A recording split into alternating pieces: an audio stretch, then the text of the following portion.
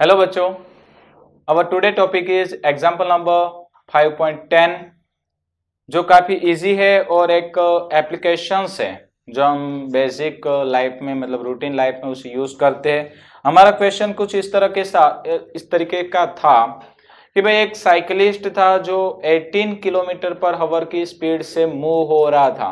अब 18 किलोमीटर पर हावर कुछ ज़्यादा स्पीड हो गई साइकिल के लिए तो, बट नो प्रॉब्लम भाई। हम हमारी साइकिल की स्पीड थी v is equal to 18 kilometre पर हावर।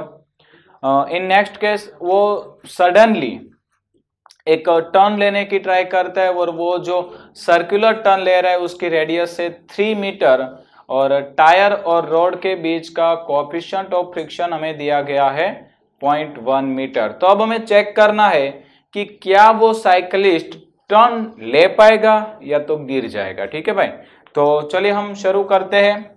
हमें इनिशियल स्पीड दी गई थी 18 किलोमीटर पर हावर, जिसको हमने कन्वर्ट कर दिया मीटर पर सेकेंड में, यानी कि 5 मीटर पर सेकेंड।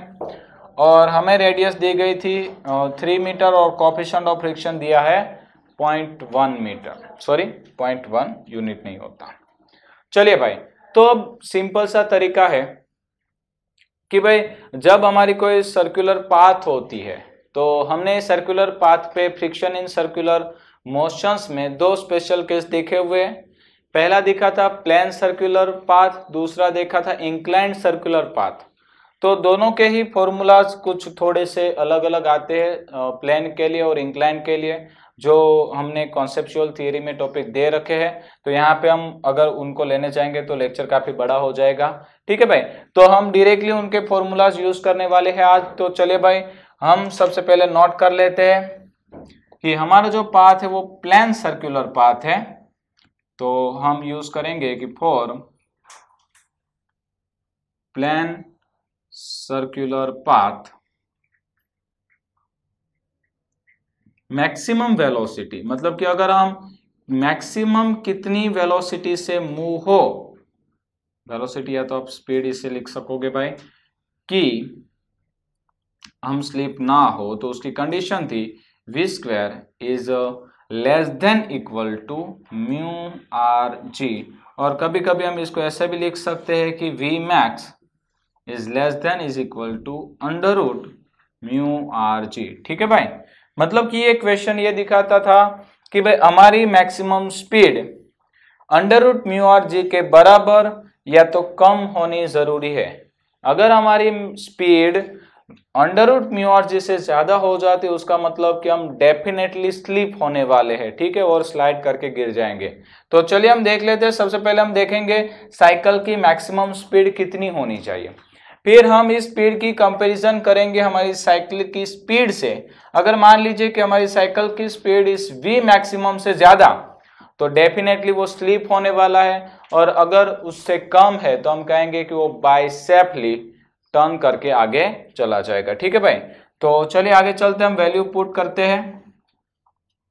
तो हम लेते हैं अंडर रूट म्यू, म्यू की वैल्यू थी 0.1, आर की वैल्यू थी 3 और अब आया जी। अब देखो भाई, सिंपल तरीका जो हमने काफी बार यूज भी किया है कि अगर हमें क्वेश्चंस में बोला गया हो कि take G is equal to 10 metre पर सेकेंड स्क्वायर तो ही हम 10 कंसिडर कर सकते हैं, बाकी हम ऑलवेज 9.8 कंसिडर करेंगे।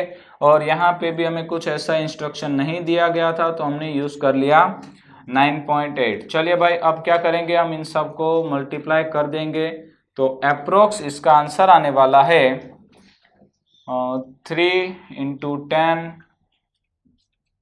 9.8 इंटू 0.1। चलिए फटाफट कैलकुलेशंस कर दीजिए और आंसर कितना आता है देख लीजिए।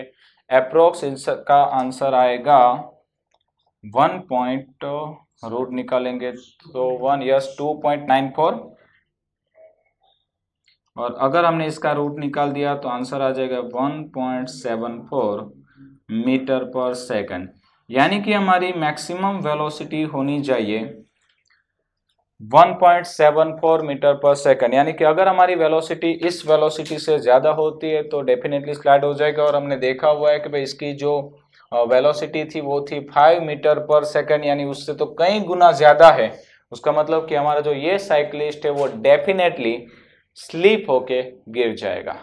तो मैं आपको ज़रूर से रिफ़र करूंगा भाई, अगर आप साइकिल चला रहे हो तो थोड़ी सी स्लो चलाना। 80 किलोमीटर पर आवर पे तो बिल्कुल नहीं जाना है, और अगर चले भी जाओ तो टर्न तो मत लेना। ठीक है गाइज, इन नेक्स्ट लेक्चर हम कैलकुलेट करेंगे example number 5.11। Thank you so much.